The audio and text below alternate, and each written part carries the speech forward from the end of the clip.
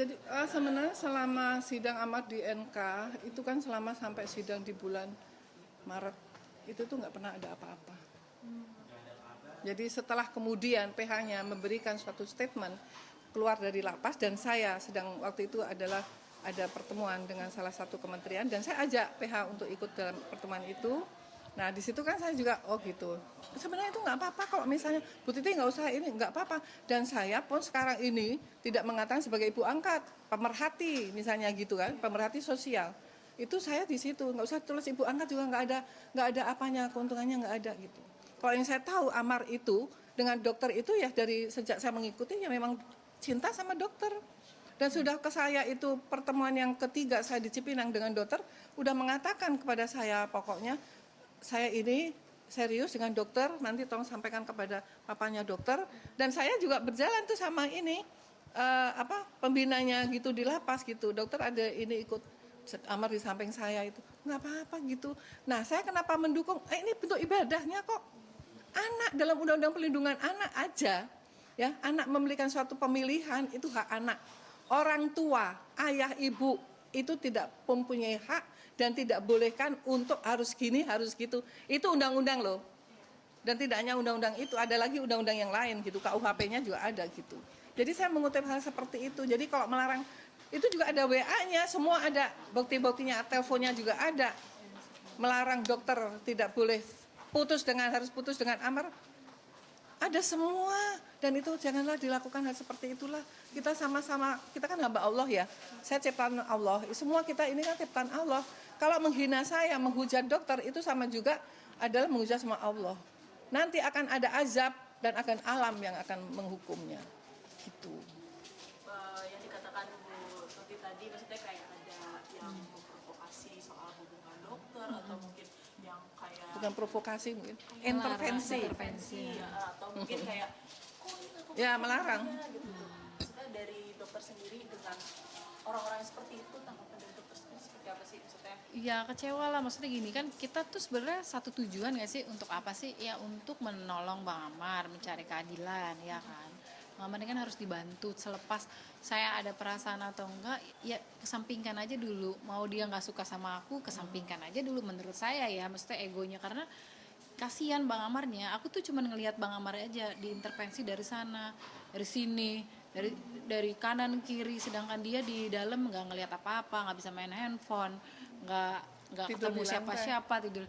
Apa dia nggak tambah stres? Menurutku dia segitu aja udah alhamdulillah kuat loh. Mungkin orang udah gila kali atau udah depresi gitu. Jadi yuk duduk bareng, selepas dia nggak suka sama aku ya nanti aja kesampingan toh. Jodoh juga belum tentu jodoh, bener gak sih? Saya kan jodoh kan tuh urusan yang di atas gitu. Jadi yuk sekarang kesampingkan dulu deh tentang percintaan aku, hal-hal gitu. Karena aku ngelihat Amar kalau sama aku bisa semua diceritakan, diskusi apa yang dia rasakan, boleh tanya sama Bu Titi gitu. Jadi yang aku lihat tuh cuman itu saat ini gitu. Bang Amar cuma butuh orang yang support secara mental, secara moral ya Bu ya, secara psikis gitu kan. Ya mungkin dia nyaman sama aku gitu kan. Jadi ya udah pura-pura aja dulu baik, kenapa sih gitu. Nanti setelah Bang Amar bebas misalkan gitu ya, selesai dia mau ikut misalnya lo mau intervensi Amar, yang penting Amar itu kan silakan aja gitu. Balik lagi mau kita dipisahkan kayak gimana kalau Allah menggariskan kita.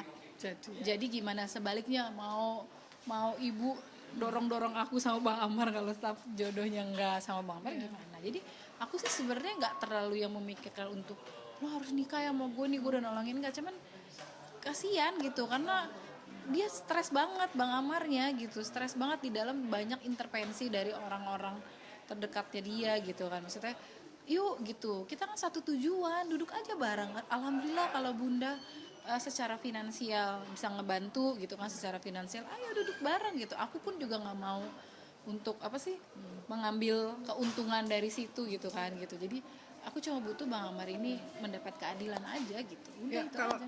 itu dibilang misalnya sebagai ibu angkat kok nggak ngopeni selama ini, kenapa mintanya semua kepada saya, kan bilang gitu. Saya dengan Amar sudah dari kasus ketiga saya tidak akan berikan uang. Tetapi keperluan dari segala macam, misalnya dari ada di barak pindah ke kelas, kemudian apa ya, sehingga orang-orang semua ada di petugas lapas semua baik itu pelayanannya semua itu yang saya lakukan. Saksi fakta, Iya. dokter, mereka datang menghubungi apa? Saksi ahli, ya kan?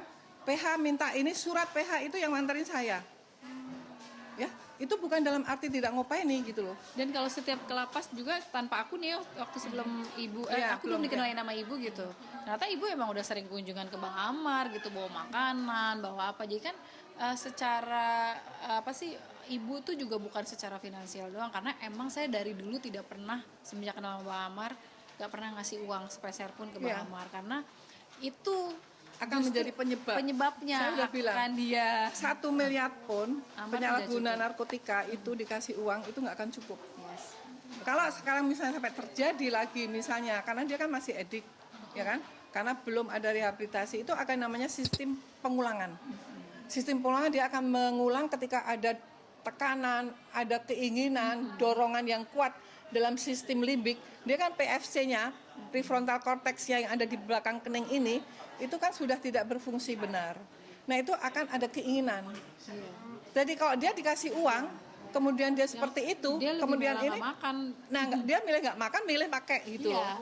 Siapa yang mau tanggung jawab gitu? Dari saya ngurusin Bang Amar itu, keperluan Bang Amar makan, baju di laundry itu saya langsung ke pada orang-orang yang di lapasnya saya transfernya gitu. Jadi apapun Bang Amar mau nitip makanan pokoknya saya penuhi deh, asal saya nggak pernah ngasih dia uang. Dan itu nggak dihitung uang ya, nggak hitung jumlah. Karena saya mendampingi itu nggak bisa dihitung, dinilai dengan uang. Betul. Mau 10 miliar, mungkin saya tidak akan mau. Ya, itu diingat nih. Jadi apa yang saya lakukan sebagai profesi saya, yang saya mempunyai keahlian sebagai pendidik, sebagai dosen, jelas itu. Tidak bisa apa yang dilakukan selama mendampingi Amar itu dengan harga rupiah. Dolar pun tidak bisa, pound sterling pun nggak bisa. Ya mau kasih 10 miliar, saya pun tidak. Itu salah. Ya jadi semenjak ketemu ibu pun saya juga dikenalin kan sama Bang Amar lewat telepon, tolong telepon Bu Titi. Nah semenjak itu kita ngobrol karena tujuan kita bareng, tujuan kita sama, makanya kita jadi bisa jalan bareng-bareng gitu loh, jalan beriringan gitu. Karena tujuan kita sama, Bu Titi sebagai ahli yang psikolog, narkoba gitu-gitu ya. Aku emang kebetulan deket, jadi saling support gitu loh gitu. Jadi tahu. Dan itu menjadi satu tim dengan PH-nya juga. Maka setiap habis sidang selalu makan bersama sambil diskusi langkah berikutnya apa. Tapi setelah tanggal 5 ada statement itu hilang semua, menghindar semua, sampai wawancara deket aja nggak berani. Gitu. Takut apa gimana gitu. Ini kan menghilangkan ke suatu kebiasaan yang tujuannya adalah untuk baik. Tetapi ya mungkin caranya keliru gitu loh. Karena tidak boleh. Ya, sekali lagi tidak boleh seperti itu. Oke, ada lagi? Tanyain Ya. udah.